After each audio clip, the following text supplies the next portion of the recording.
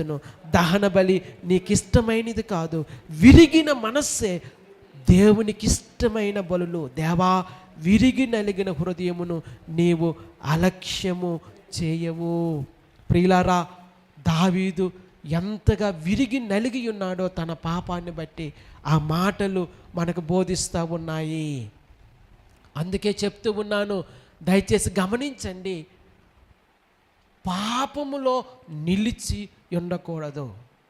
దావీదులో ఉండే మంచి లక్షణం ఏంటంటే, ఆయన పాపం చేసిన వాడే, ఆయన బలహీనుడే, కానీ దేవుడు ఆ సంగతిని ఆయనకు చూపించినప్పుడు ఆయన తన పాపాన్ని దిద్దుకొని ఒప్పుకొని పశ్చాత్తాపపడి తిరిగి దేవుని యొద్దకు సమకూర్చబడ్డాడు, కానీ పాపములో నిలిచి ఉండలేదు.